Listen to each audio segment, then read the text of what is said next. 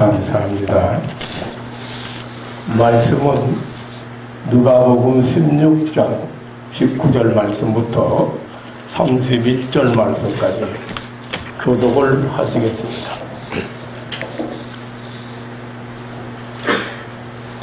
한 부자가 있어 자색 옷과 고운 베옷을 입고 날마다 포로에 연락하는데 나사로가 일만 할아버지가 홍대를 날리며 부자의 곁에 누워 부자의 상에서 떨어지는 것으로 배불리려 하매 심지어 개들이 와서 그 헌대를 하더라. 이에 그 거지가 와서 천사들에게 받들려 아브라함의 은혜를 나가고 부자도 죽어 사망하네. 저가 음부에서 고통 중에 눈을 들어 멀리 아브라함과 그의 품에 있는 나사로를 보고 물러가라되 아버지 아브라함이여 나를 긍휼히 여기사 나사로를 보내어 그 손가락 끝에 불을 주어 내 혀를 선하게 하소서. 내가 이 유혹 가운데서 피난하리라.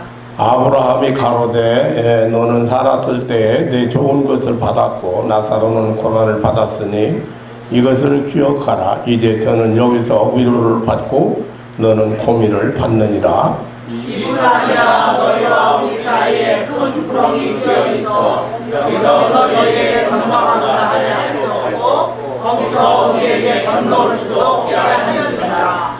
가로되 그러면 구하노니 아버지여 나사로를 내 아버지 집에 보내소서. 내 형제 다섯이 있으니 저희에게 증거하게 하여 저희로 이 고통받는 곳에 오지 않게 하소서. 아브라함이 가로되 저희에게 모세와 선지자들이 있으니 그들에게 들을지니라. 가로되 그렇지 아니하니이다. 아버지 아브라함이여 만일 죽은 자에게서 저희에게 하는 나라가 있으면 회개하리라. 같이 가로되 모세와 선지자들에게 듣지 아니하면 비록 죽은 자 가운데서 살아나는 자가 있을지라도 권함을 받지 아니하리라 하였다 하시니라. 아멘. 나비나 매미나 사슴벌레나 이런 곤충들의 삶을 보면은 애벌레로 땅속에서 사는 기간이 있고 땅 밖으로 나와서 풀잎이나 나뭇잎을 먹고 살다가 고치를 들고 들어가서 고치 속에 사는 기간이 있고 또 고치를 뚫고 나와서 아름답고 넓은 세상을 홀홀 다니며 사는 영화로운 삶의 기간이 있습니다. 근데 우리 인간도 성경 말씀에는 3단계로 그 생애를 나누고 있습니다. 첫째 단계는 이 세상에 태어날 때부터 죽을 때까지의 단계로서 땅에서의 생애, 육체적인 생애입니다. 지금 우리가 살고 있는 이 땅에 살고 있는 이 첫째 단계, 두 번째 단계는 육체 없이 영혼만 존재하는 상태의 생애인데, 다시 말하면 죽는 순간부터 부활할 때까지의 그런 생애지요. 이것은 천국에서의 생애요, 영적인 생애입니다. 셋째 단계는 영광의 몸으로 부활하여 영생하는 영화로운 삶의 단계입니다. 영원한 세계의 단계죠.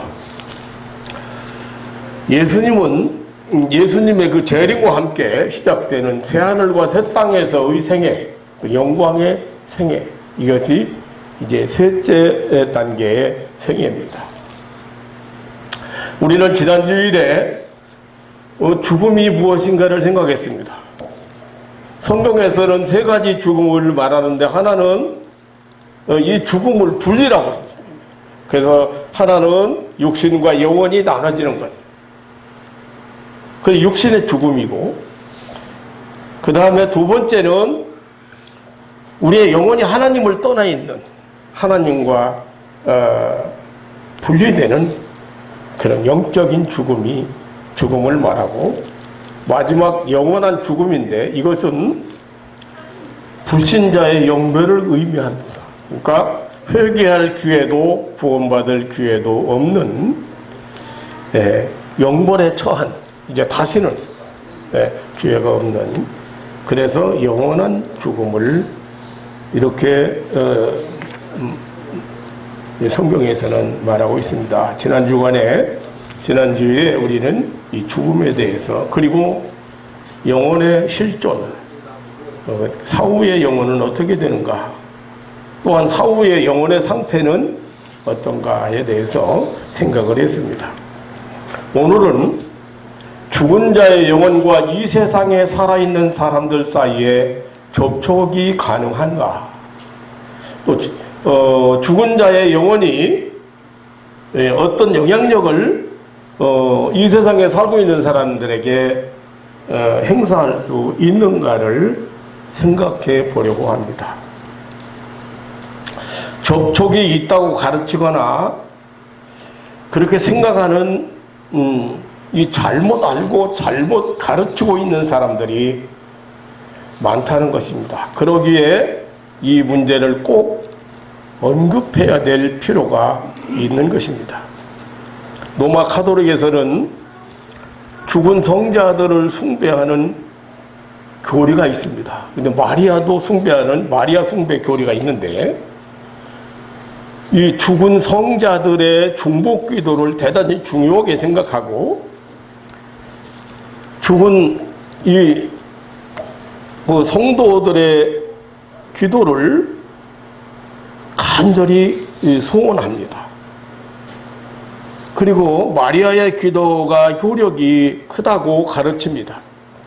이 가톨릭 신자들은 그 기도를 보면은 그 기도가 성자들에게 나를 위해서 대신 기도해달라는 요청이에요. 기도가. 네. 그러니까 거룩하신 마리아여, 우리를 위하여 기도하여 주소서. 성 베드로여, 아무개를 위하여 기도해 주소서. 성 바울로여, 아무개를 위해서 기도해 주소서. 이 기도가 아니고 요청이에요. 사자들에게, 죽은 사람들에게, 성인이나 마리아에게 기도해 달라고 요청하는 것이 그 사람들의 기도입니다. 수십 번, 수백 번 죽은 성인들을 부르면서 중복 기도를 간청합니다. 그리고 로마 가톨릭에서는 죽은 자의 영혼이 가는 연옥이 있다는 연옥 교리가 있습니다. 이 연옥 교리는 지금까지 세상을 떠난 영혼들이 그 한시적으로 형벌을 당하고 있는 것이라고 합니다. 그리고 이 연옥에서 당하는 형벌의 정도나 기간이나 이런 것들이 아주 다양하다고 합니다. 이 연옥의 고통에서 해방을 받는 가장 좋은 길은 이 세상에 살아남아있는 가족들이나 친구들이 이 연옥에 있는 영혼을 위해서 무엇을 해야 되느냐에 달려 있다고 합니다. 즉 죽은 자를 위해서 간절히 기도하는 것. 그 기도가 뭐예요? 아무개를 위해서 기도해달라고 요청하는 거예요. 그리고 속죄권을 사는 일입니다. 돈을 주고 죄를 면죄부 사는 일. 근데 쉽게 말하면 지상에 있는 사람이 연옥에 있는 사람의 죄값을 내는 일을 하는 것이에요. 특히 미사를 통해서 지불하는 돈에 따라서 그 고통이 경감된다고 가르치고 있습니다. 우리나라 법에도 벌금형이 있잖아요. 우리나라 법에도 벌금형이 있고, 또 감옥살이 해야 되는 기간을 돈으로 치르고 나오는 보석금 제도가 있는데, 이 천주교는, 이 가톨릭 교회는 이렇게 죽은 자를 위해서 돈을 내면 죄가 경감된다. 죄값을 치른다. 그렇게 가르치고 있습니다. 전 대통령 아들이 감옥 생활하는데 하루에 400만 원씩 그 노역을 해서 돈을 이제 뭐 몇천만 원, 몇천억 돈을 몇백억인가 몇천億돈을 이제 경감받는다고 해. 하루에 400만 원.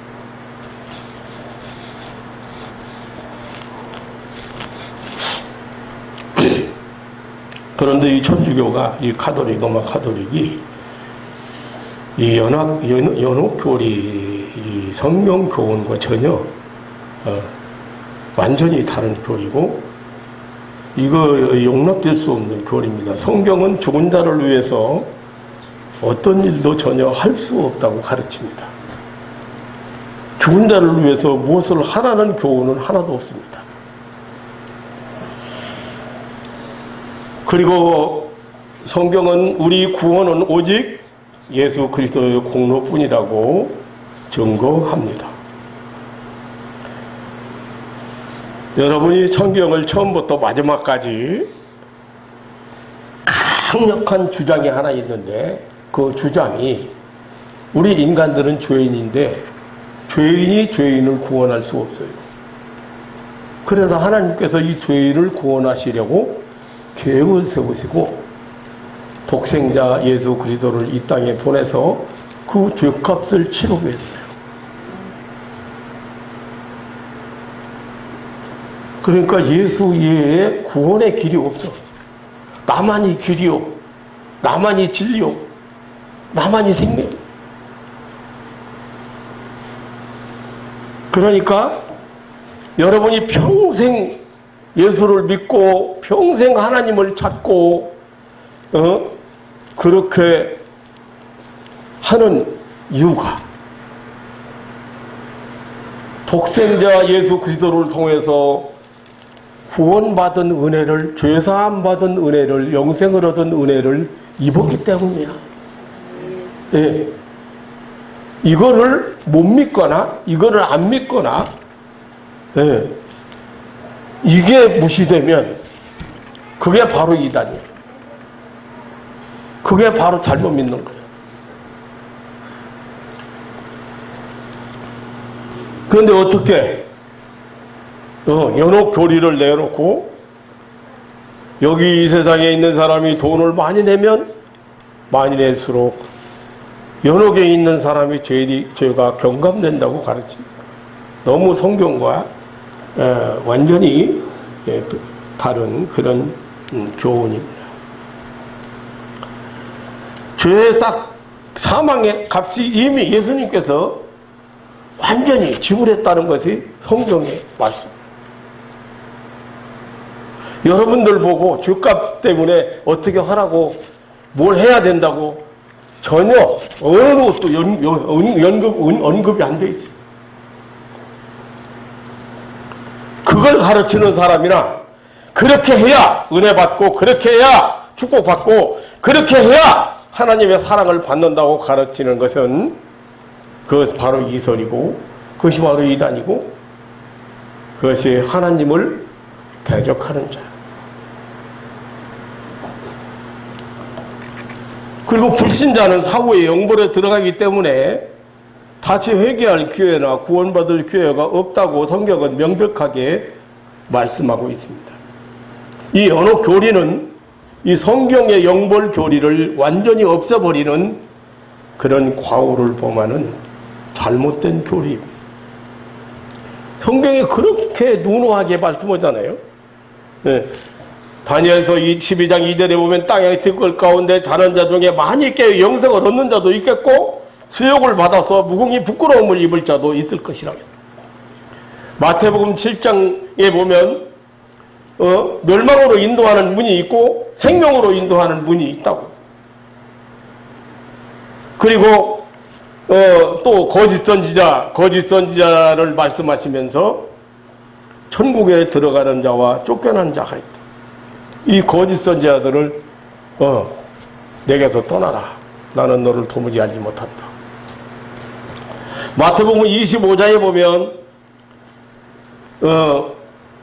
마지막 심판에 양과 염소를, 목자가 양과 염소를 나누는 것처럼 나누는데, 오른편에 있는 양 같은 이 사람들에게 복받은 자들아, 나와 창세로부터 너희를 위하여 예비한 날을 상속하라. 그런 거 하면은 왼편에 있는 자들에게는 저주를 받은 자들아, 마귀와 그 일꾼들을 위해서 예비된 영영한 불에 들어가라고 분명하게. 그럼에도 불구하고 이런 교리를 통해서 요한계시록에도 누구든지 생명체에 기록되지 못한 자는 불못에 던지우리라. 이렇게 명백한 이 영생과 영벌의 교리를 이렇게 무시해버리는 그런 잘못된 가르침. 이게 뭐예요? 이 사람들이 결국에 이 죽은 자와 산 자가 교제할 수 있다. 혹은 어떤 영향을 끼칠 수 있다. 그렇게 보는 것입니다. 그리고 무당이나 접신자들이 강신술, 신을 불러들이는 그 사람들의 방법이 있는데, 이 방법을 통해서 죽은 자의 영혼과 세상에 살고 있는 사람 사이에 접촉이 가능하다고 말하고 있습니다. 이 무당 구슬하는 현장이나 이 무당 구슬을 보면 강신굿이라고 있고 천도제라는 천도제. 하늘나라로 가는 제사, 길을, 하늘나라로 가는 길을 열어주는 그런 구슬. 그런데 이 현장을 녹화해서 보여주는 것을 보면은 사람들이 속을만 합니다. 왜냐하면 그 죽은 사자가 좋아하는 음식이라든가 목소리라든가 이런 것도 흉내고, 생전에 있었던 일, 주로 억울한 일, 억울하고 분한 일, 또 뭐 섭섭한 일, 이런 것들을 들춰내가지고 그 사자의, 죽은 사람의 행세를 하거든요. 죽은 사람의 행세를. 그래서 속을만 하더라고요. 그러니까 죽은 사람의 영혼과 지상에 살고 있는 사람들 사이에 직접적으로 접촉이 발생하는 것처럼 보입니다. 제가 무당 만났는데, 무당인 줄 모르고 만났어요. 아들이 벙어리인데 우리 집사님 가운데 한 사람이, 목사님, 제가 서울에서 목회할 때, 목사님, 벙어리도 기도받으면 낫는가요? 그래서 낫지. 예수님도 벙어리를 얼마나 고쳤는데, 예수님이 치유사역 가운데 소개한 중에 벙어리 오늘 앉아 고쳤다. 그럼 한번 데려오라고 할까요? 데려와. 교문리에 있는 사람이에요. 교문리에 있는 사람. 강순인가 김순녀가 모르는데 기억이 잘 안 나요. 이름은. 순녀는 순녀예요. 하여튼. 근데 무당이라고도 않고, 우리 교회 집사님도 그게 무당인 줄 몰랐어. 몰랐던 것 같아. 집에다 흰닭 차려놓고, 거기다가 밥에 넣고, 물 떠놓고, 총알로 보름 구다고, 모르는 거예요.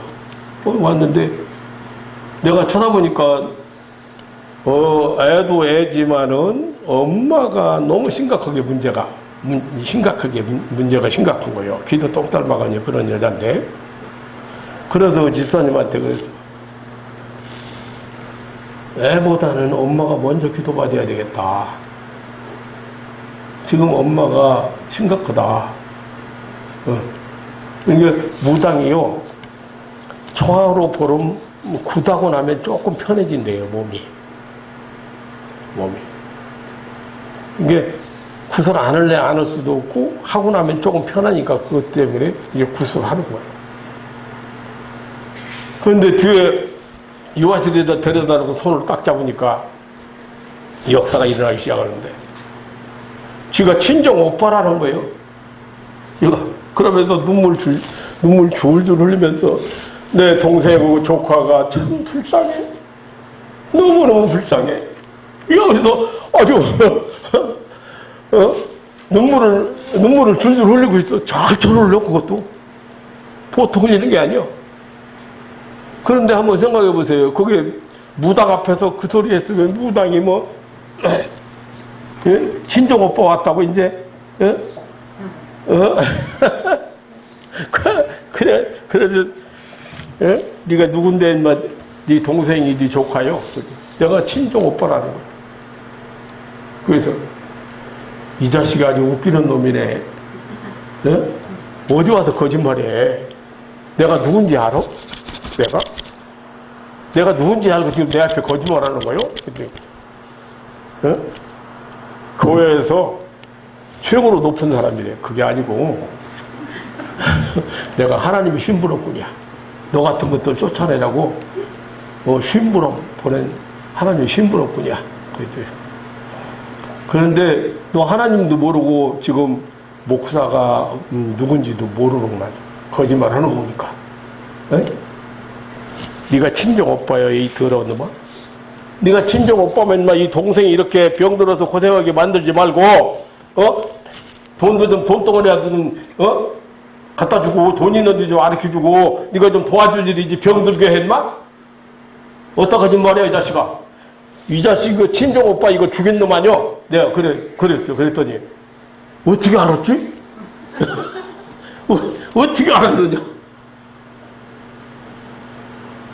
그러니까 친정 오빠라고 가장한 거야.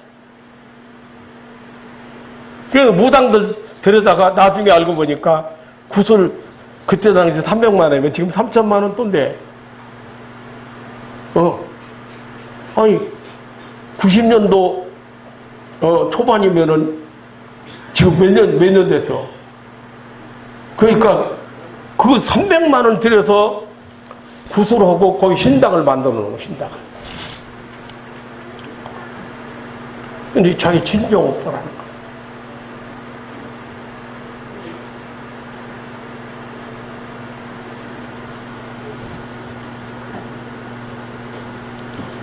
이런 임상 경험 때문에, 여기 모 교회, 큰 교회 가보니까 어마어마하게 큰 게 와, 기업이야, 기업. 그런데 그 교회 목사가 불신자가 죽은 영혼이 귀신이 된다고 지금도 가르치고 있어.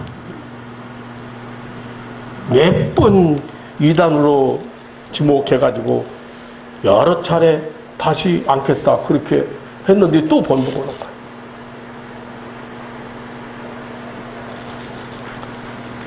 사람이 죽어서 그 영혼이 귀신 되는 게 아닙니다.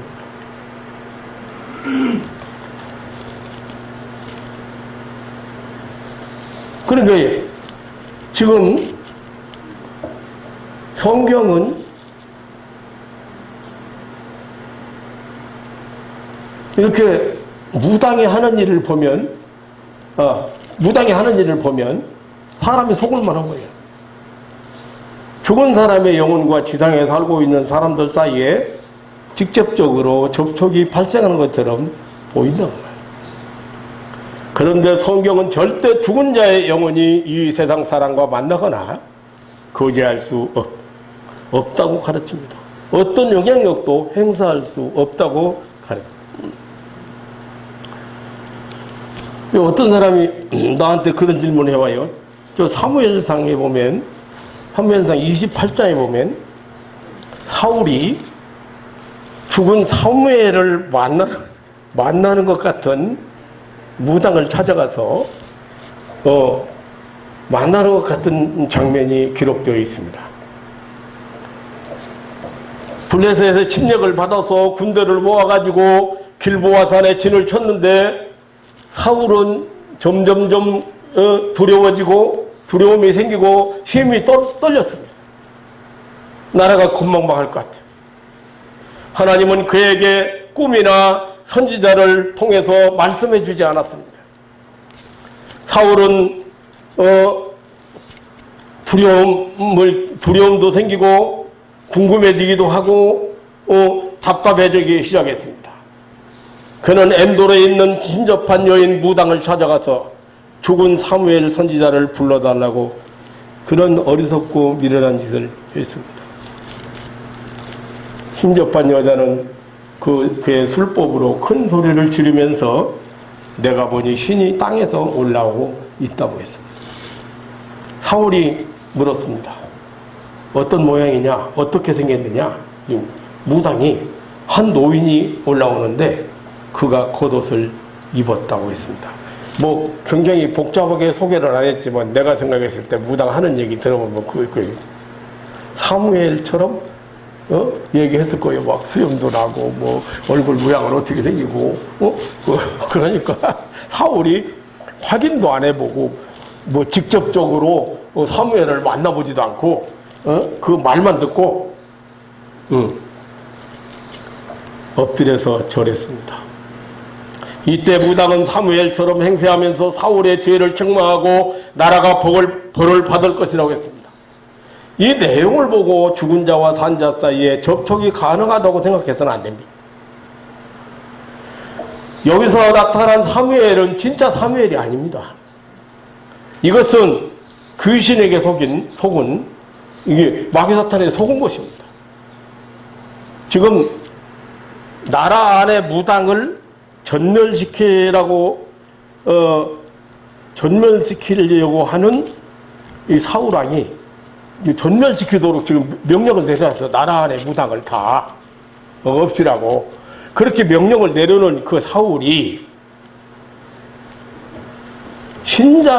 신접한 무당을 찾아간 자체가 벌써 사단의 유혹을 받은 것입니다. 전국적으로 무당을 모조리 없애버리라는 명령을 그런 내린 상태예요. 내가 이렇게 그 사건 속에 이렇게 들어가 보면 자 무당이 지금 이제 전국적으로 무당을 다 없이라고 하는 사울이 명을 내렸잖아요. 무당 활동 못하게 생긴 거예요. 활동 이제 숨어서나 활동하지 활동 못하게 생겼잖아. 누구를 무너뜨려야 돼? 사울 무너뜨려야 돼. 그러니까 이게 뭐 두려움이 생기고 옛날 같으면 사무엘 선지자가 있을 때 같으면은 하나님께서 사무엘 선지자를 통해서 뭐 두려워하지 말아라. 내가 대신 싸워준다든지 절대 나라가 망하지 않는다든지 여러 가지 이렇게 하라든지 지시가 있었을 건데 이제 그런 것도 없지. 공포심은 생기지. 계속해서 두려움증이 일어나기 시작하니까 생각을 갖다 늦은 거예요. 마귀가. 사무엘도 없고 무당한테 가서 무당이 이 강신술은요 자기들이 신을 불러온다고 영을 불러온다고 그러니까 무당한테 가서 사무엘 불러달라 해서 사무엘 얘기 들어본 되지 않겠나. 꼼수 그게 자기 생각인 것 같죠. 이 꼼수를 쓴 거예요. 그게 찾아간 거예요.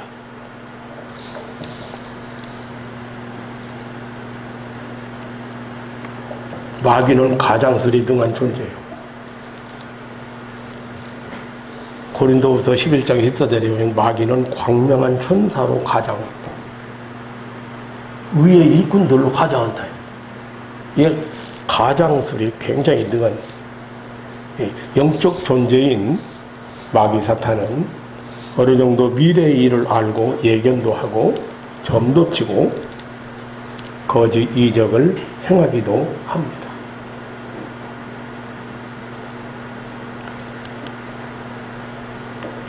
길거리에서 옛날에 유치원 교사 집들이 한다고 그래서 시집가 가지고 집들이 한다고 해서 시흥 어디 그 집들이 하러 갔어요. 그렇게 하는데 그 시장통에 사람 많이 다니는 그 시장통에 점 보는 귀신 들려가지고 점 보는 여자가 앉아 있어. 지나가는 사람 보고 전보고 가라 그러고, 예? 아가씨 시집 가려면 전보고 가라 그러고, 이제 앞에 유치원 교사들이 쭉 가니까, 우리 유치원 교사들이 쭉 가니까, 이제 전보고 가라고, 막 이러고, 그래서 뒤따라가다가, 내가 보고 가야 되겠네. 나 좀 봐주시오. 나 좀 점점 쳐줘. 그랬더니, 보지도 않으면서, 싫어! 가! 막 이래요. 이것들은 존댓말도 안 써. 예, 뭐 알아, 알기는. 뭐 좀 아는 거지. 그래서 조금 이 무당이 예언도 하고, 점도 치고, 이렇게 이적을 해내. 욥기서 1장에 보면, 하늘에서 불이 떨어뜨리고, 하늘에서 불을 떨어뜨리기도 하고, 바람을 일으키기도 하고. 데살로니가후서 2장 9절로 10절에 보면 악한 자의 임함은 사단의 역사를 따라 모든 능력과 표적과 불의의 모든 속임으로 멸망하는 자들에게 임한다고 했습니다.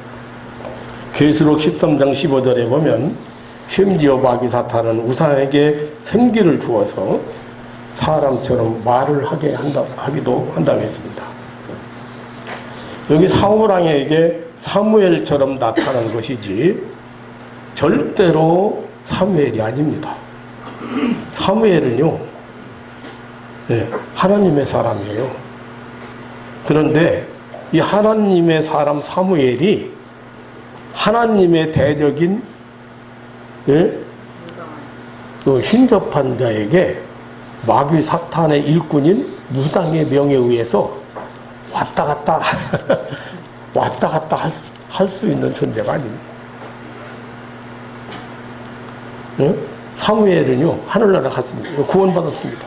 사무엘 하늘나라 갔습니다. 땅에서 올라올 이유가 없어요. 사무엘이 영혼이. 무당이 사람들의 영혼이나 더욱이 성도들의 영혼을 불러올 수 있다거나 명령할 수 있는 존재가 아닙니다. 흰접했기 때문에 어떤 총력적인 것이나 어떤 초월적인 행위를 가능할 수 있지만 사람의 영을 좌우할 수 있거나 명령할 수 있는 존재는 아닙니다. 무당이. 그래서 사무엘이라고 확인도 않고 모양이 사무엘처럼 얘기를 하니까 노인이 올르는데 두루마기를 입고 거기는 뭐 짧게 설명했지만 내가 봤을 때는 사무엘하고 똑같이 설명했을 거예요.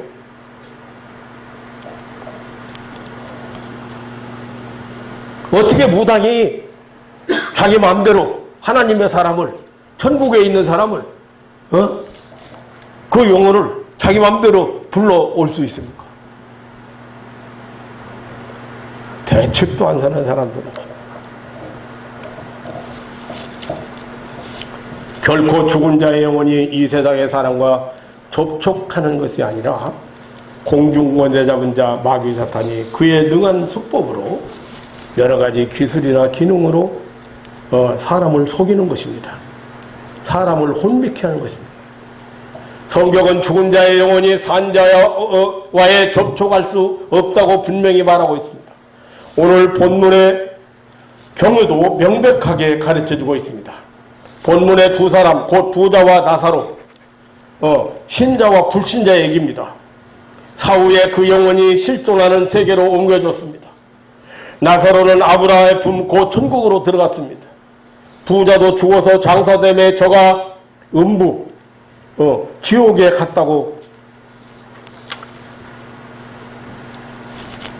그리고 부자 간 음부는 23절에서 고통하는 곳, 24절에서 불꽃 가운데 고민하는 곳, 한 방울의 물도 먹을 수 없는 곳이었습니다. 부자는 여기서 아브라함에게 강청했습니다. 당신의 품에 있는 나사로를 보내어 그 손가락에 물을 찌고 혀를 서늘하게 해달라고 했습니다. 그러나 안 된다고 했습니다. 그 이유 중에 하나는 천국과 지옥 사이에는 서로 왕래할 수 없는 구렁이 끼어 있다고 했습니다. 그리고 내세와 금상 안에도 다시 말하면 저 세상과 이 세상을 오고할 수 없다는, 접촉할 수 없다는 말씀을 이어서 했습니다. 부자는 이 세상에서 살고 있는 5 형제에게 나사로를 살려보내서 전도해서 그 고통받는 지옥에 오지 않게 해달라고 요청했습니다. 이것이 지옥관 부자의 소원이었습니다.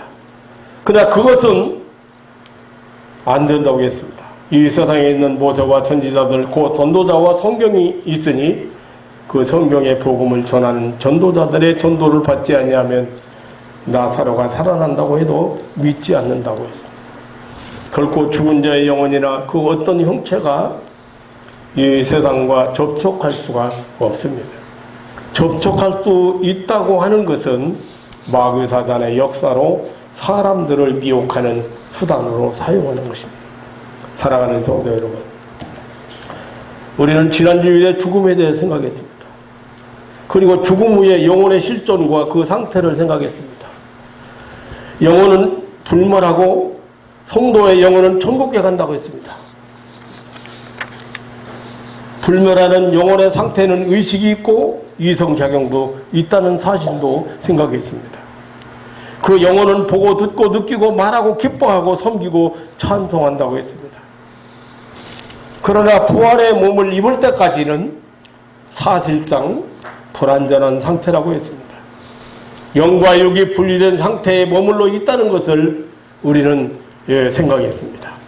오늘은 그 영혼이 이 세상이나 이 세상에 살고 있는 사람과 접촉하거나 영향력을 행사할 수 없다는 말씀을 생각을 했습니다.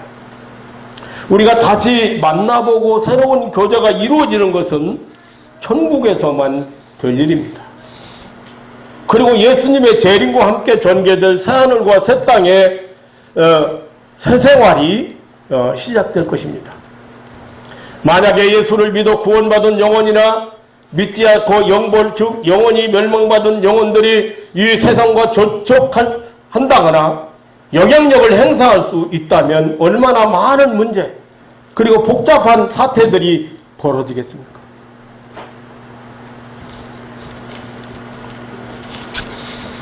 영적인 세계도 질서가 아주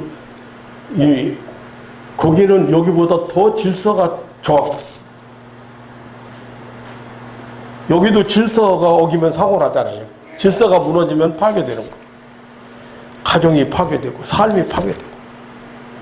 영적인 세계는 시공을 초월한 세계이기 때문에 그 질서라는 건, 그 법이라는 것은 아주 절대적입니다. 어떻게 마음대로 어디를 가고 무당이 부른다고 해서 따라 나가고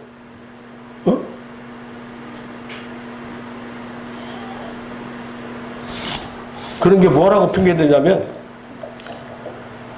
하늘나라에 가지 못하고 저 세상에 못 가고 이 세상에서 방황하고 있는 영혼이라는 거예요. 그러니까 천도제를 지내서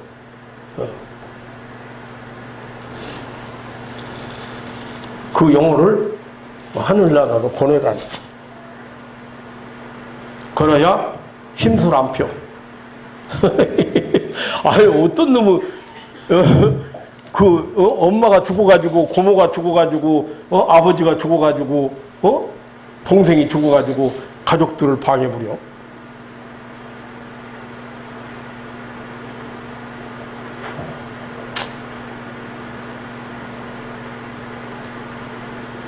지난번에 바닷가 이렇게 쑥 도는데 붕이 앉아가지고 돼지 머리 놓고 막 향 잔뜩 차려놓고 차가 외진 곳에 차가 한 대가 딱 돼 있어. 그런데 이제 나는 뭐 그 차는 상관없이 저 너머에 바다는 어떤가 하고 차를 거기다 받쳐놓고 너머에 딱 넘겨봤더니 잔뜩 차려놓고 천도제를 지내는 거예요. 바다에 빠져 죽은 사람을 위해서 거기서 사진을 쫙 찍어갖고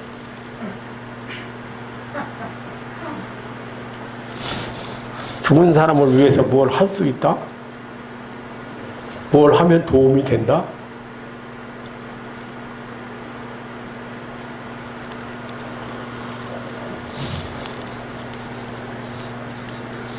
하나님은 죽음이란 경계선으로 이 세상과 저 세상을 완전히 구별시켰습니다. 이 죽음이란 경계선으로 현실 세계와 내세를 확실하게 구분시켰습니다. 이 죽음이란 경계선으로 우리 육체가 살고 있는 이 세상과 영원히 살아가는 확실하게 구별시켰습니다. 만일 그렇지 않았다고 한번 가정을 한번 해보세요. 얼마나 복잡한 일이 생기고 얼마나 많은 문제가 일어나요. 아까 얘기했던 무당 그 오빠라고 그러는데 지가 오빠라고 그러는데 야 이 자식아 네가 오빠 같으면 동생이 좀 도와주고 불쌍하다며 눈물을 막 철철 흘려. 왜 자식아 그렇게 불쌍한 데만 네가 좀 도와주지 왜 괴롭혀 이 자식아 아프게 하고 말이야. 어? 초하루 보름에 맨날 굿이나하게 만들고 이 새끼 어디다 거짓말 했마. 내가 누군 줄 알고 나까지 속이려고 그래 임마. 어? 그 신이 그렇게 속이는데 사람들은 그냥 거기 껍벅 속아놓은 거야. 근데 한번 생각해봐요. 다른 사람 웬만한 사람이 만나가지고 내 동생 불쌍하고 내 조카 불쌍하고 눈물 흘리면서 내 동생은 날 아픈 게 없이 아프고 내 조카는 벙어리고 말도 못하고 애들하고 잘 어울리도 못하고 살림은 망해 들어가고 뭐 어쩌고 다 해봐. 안 속아?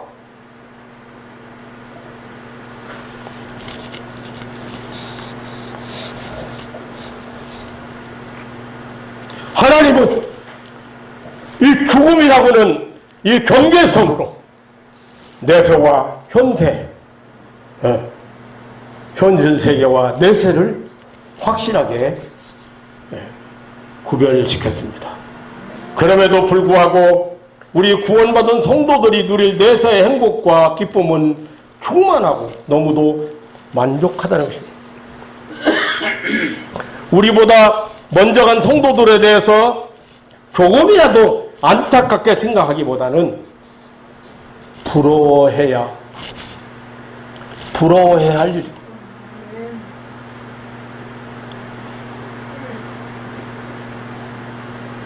나보다 먼저 떠난 사람들, 행복한 사람들 생각하면 할수록 잘한 거예요. 생각하면. 이 사람들 근심 걱정 없는데 갔어.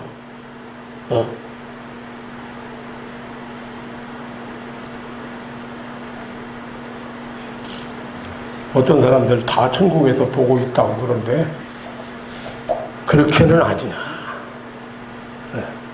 그러면 천국에도 근심 걱정이 있으라고? 만약에 아들, 딸이 이 세상에 사는 모습 다 보고 있다고 생각해봐. 그렇게 된 게 아니야.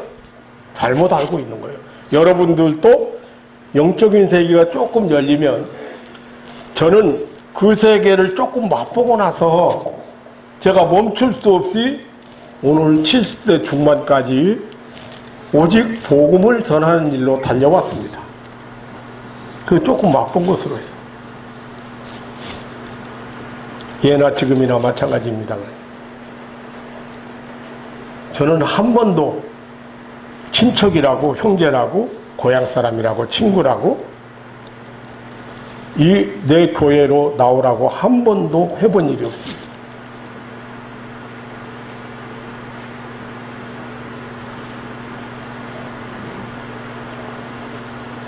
지금도 사람들이 많이 오해를 하고 있습니다. 제가 여기 오늘 처음 오신 분도 있는데 제가 여기 오는 분들을 뭐 교회에 등록하고 다니시라든지 어디서 사시느냐든지 절대 묻지 않습니다. 그리고 등록을 받지 않습니다. 등록을 별로 이제 말씀을 듣기를 원하는 사람들이 와서 말씀을 듣고 가는 건 얼마든지 듣고 가고 유튜브에 올라와 있으니까 유튜브에서 향기로운 교회 치면은 설교가 올라와 있는데 그래도 독자가 최소한도 40명은 넘어 한 50명 된 것 같아. 이제 설교가 올라가자마자 보기 시작해가지고 한 주간 이렇게 보고 나면 40몇 명, 50몇 명 이렇게 되는 거 보면 거기 설교 올려가지고 독자 생기기 그렇게 쉬운 거 아니에요. 그래서 지금 여기 오면 오해를 그래서 은혜 받으러 오는 사람, 병 때문에 기도 받으러 오는 사람, 어떤 개인적인 문제 때문에 기도 받으러 오는 사람을 만나면 제가 먼저 얘기를 해요. 저는 아직 여기 지금 성도들이 참 안타깝지. 왜냐하면 아무것도 모르니까요, 성도들. 성경을 개정개혁을 쓰는 교회, 개정개혁 쓰고 찬송가는 옛날 찬송가 그냥 그대로 쓰고 찬송가 문제가 아직도 해결이 안 됐어요. 이권 때문에. 찬송가가 어떻게, 저도 찬송가도 안 바꿨잖아요. 그런데 왜 그러냐면 어떤 것을 쓸 것인지 정확하게 지금 해결이 안 났어요. 근데 성경도 마찬가지예요. 그러니까 성경도 개혁 성경 그냥 쓰는 사람, 개정 개혁을 쓰면 너무 잘못된 것이 많은 거예요. 신학적인 문제하고 신앙적인 문제와 상관없이 아무나 받아들일 수 있도록만 만들어지죠. 그래서 제 책 중에는 원어를 제대로 알고 그런 분 중에는 개역이 아니고 개악이다. 그래서 그 증거를 딱 제시해요. 여기 오는 사람들이 이거 목사님이 우리 교회는 큰 교회인데 우리 교회는 개정개혁을 쓰는데 그리고 통일 찬송가 지금 내 생애에 지금 찬송가를 몇 번 바꿨는지 몰라. 이권 때문에 그런 거예요. 먼저는 옛날 찬송가도 다 가지고 있었는데 그 옛날 찬송가 그게 지금 아쉬워. 부르고 싶은 찬송가를 지금 못 불러. 그게 없어져서. 네. 합동 찬송가, 새 찬송가, 무슨,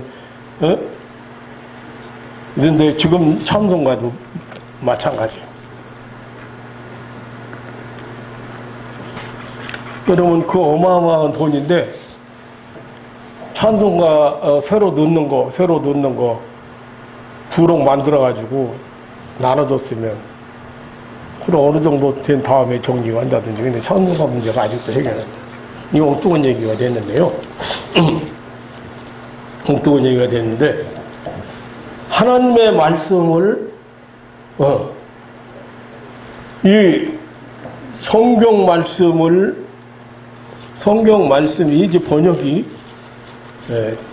저는 웬만한 책은 새로 번역된 거라든지, 원문대로 그냥 해석한 거라든지, 제가 좀 많이 가지고 있는 편이지요. 가지고 있는 편이라 대조를 해보지요. 이렇게 성경을 똑같은 내용을 언어에서 어떻게 말하고 있고, 개정개혁에서는 어떻게 말하고 있고, 그 다음에 쉬운 성경에서는 어떻게 말하고 있고, 킹 제임스판은 어떻게 말하고 있고, NIV는 어떻게 말하고 있고. 네. 그런데 성경 번역이 굉장히 중요한 이유가 있습니다. 영적인 세계의 눈이 조금 열린 사람들은 여기에 관심을 안 기울일 수가 없어요. 예수님께서 말씀하셨으면 그 말씀의 뜻을 분명하게 알고 예수님이 말씀하시는 의도를 분명하게 알고 예수님이 뭐 때문에 이 말씀을 하셨는지를 확실하게 알아야 신앙이 생기지, 영적인 양식이지. 그렇기 때문에 이 번역이 굉장히 중요한 거예요.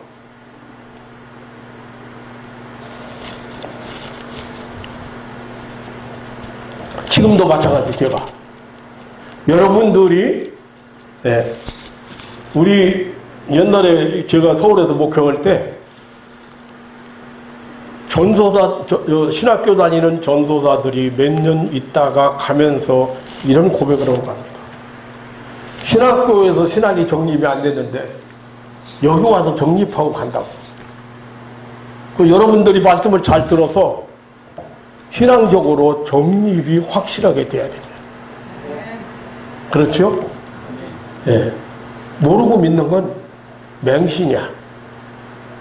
예. 맹신. 맹신자가 되어서는 안 되죠. 또, 광신자도 많아, 지금. 신사도 운동 이런 것들이 물밀도 들어와서 모르게. 그래가지고,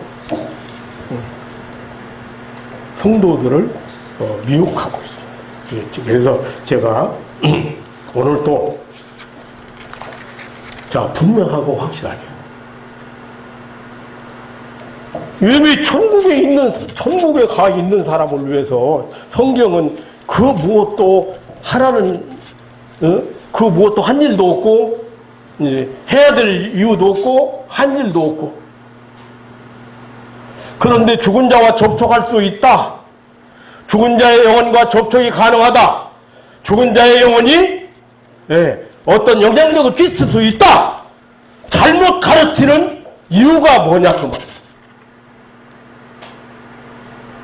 잘못된 귀신노릇을 하는 사람들이나 무당들이나 아니면 잘못된 이교에서 이것을 잘못 가르치는 이유를 여러분 아셔야 됩니다. 그게 왜 그렇게 무서우냐? 하나님의 사랑을, 하나님의 은혜를 제대로 모르게 만드는 거예요.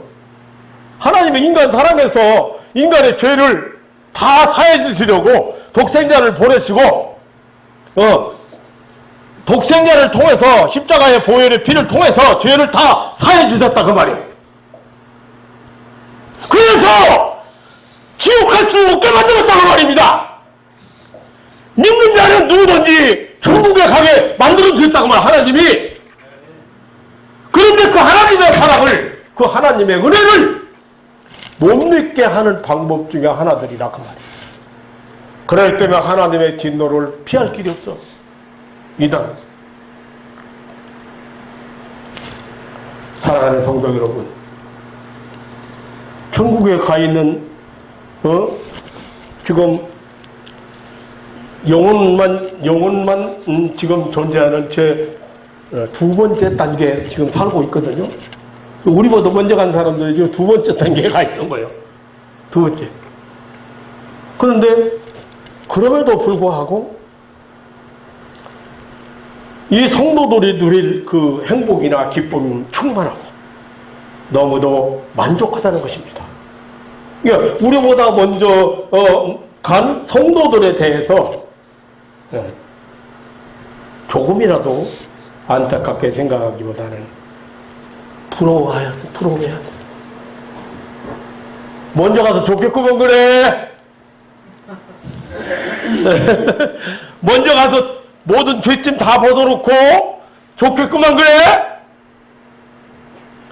우리 마음속에 남아있는 여러가지 연민이나 정이나 이런 것들이 남아있어서 그런 거지. 사랑하는 성도 여러분, 내세의 소망을 확실하게 가져야 이 세상에서 범죄하지 않고 이 세상에서 시험 들지 않고 내세의 소망을 분명하게 가져야 하늘나라 본향을 찾아가는 사람답게 세상을 살아갈 수 있습니다. 너무 욕심부리지 말고.